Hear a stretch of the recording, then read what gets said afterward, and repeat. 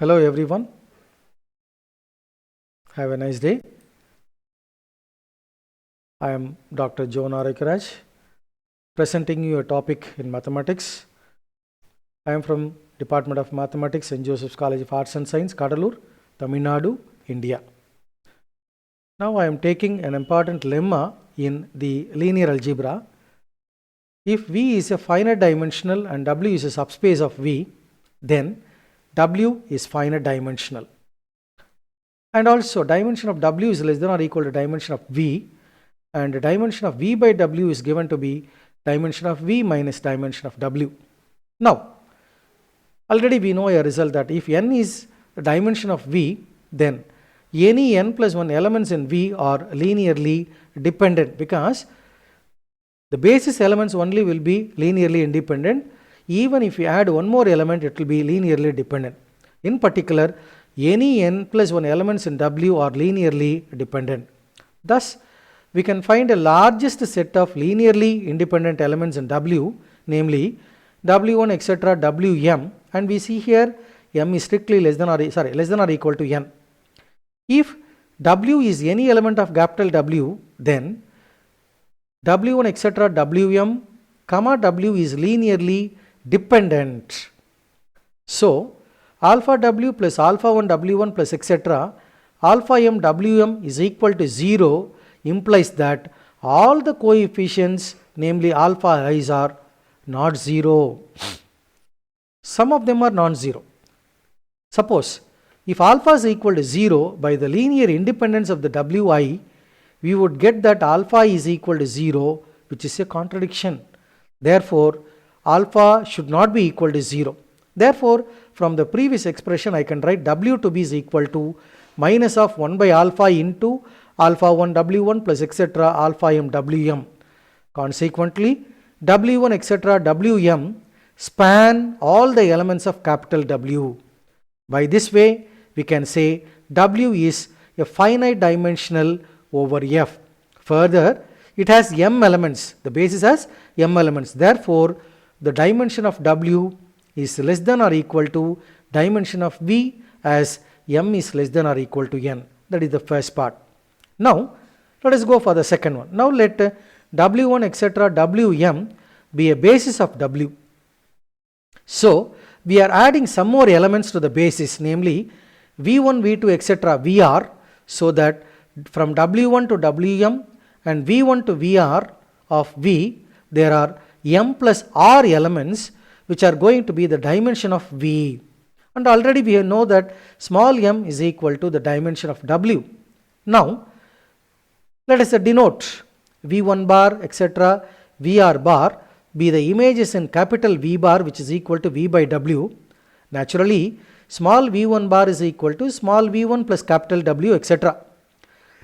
Now, since any vector small v belongs to capital V is of the form small v is equal to alpha 1 W1 plus etc. alpha m Wm plus beta 1 V1 plus etc. beta r Vr. Why we are taking? I am considering all the basis elements from W1 to Vr. So that is why any element in capital V is written in their composition. Now, then any element V bar can be written as V bar is equal to, already we have got, already the elements will be there, plus W. The first part of the elements will become again W. Now, the second part of elements only will remain as it is, as V1, V1 bar plus etc. Vr, Vr bar. Since you are given the reason, just now I said, W1 bar is equal to W2 bar etc. is equal to 0, because that belongs to the capital W. Now, this shows that every element in capital V bar, that is V by W, is written as the linear combination of V1 bar etc. Vr bar. So, these elements span V by W. Now, we shall try to prove that these elements are linearly independent. So, take the linear combination is equal to 0. That is, if gamma 1 V1 bar plus etc.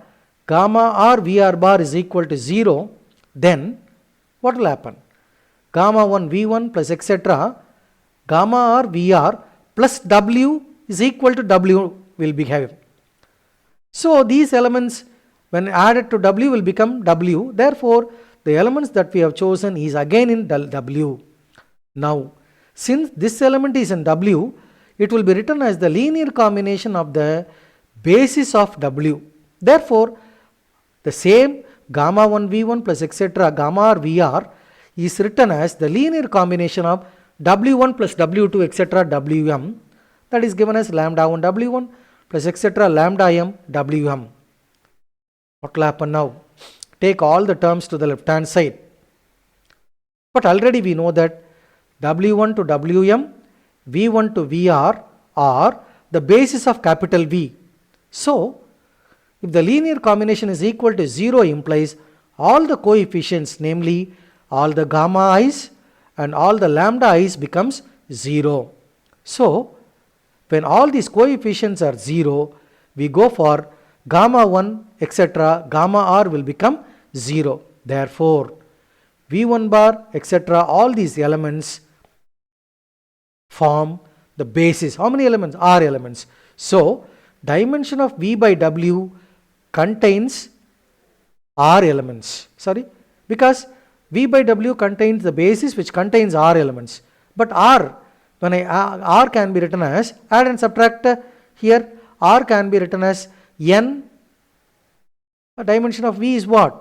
M plus R. So, this R, add and subtract M, you will get M plus R minus M. Now, M plus R is nothing but dimension of V. M is dimension of W. Therefore, we can write the dimension of the quotient space V by W as the dimension of V minus the dimension of W. In the same case, we have a corollary. If A and B are finite dimensional subspaces of a vector space V, then A plus B is finite dimensional, and as well as the dimension of A plus B is nothing but dimension of A plus dimension of B minus dimension of A intersection B. How can it be proved? Easily by the isomorphism theorem, we can prove A plus B by B is isomorphic to A by A intersection B. Now, since A and B are finite dimensional, automatically A plus B also will become a finite dimensional vector space or any subspace. Now, apply just the dimension to left and right hand side, they will be equal. According to the previous theorem, the left hand side becomes the dimension of A plus B by B becomes dimension of A plus B minus B, dimension of B, and simultaneously the right hand side becomes dimension of A minus dimension of A intersection B. Now, we will collect the terms together, we will be getting dimension of A plus B is equal to dimension of, that is what? Dimension of A plus dimension of B minus dimension of A intersection B. Therefore, we are getting a corollary as a nice proof of the application of the previous lemma. Thank you for listening.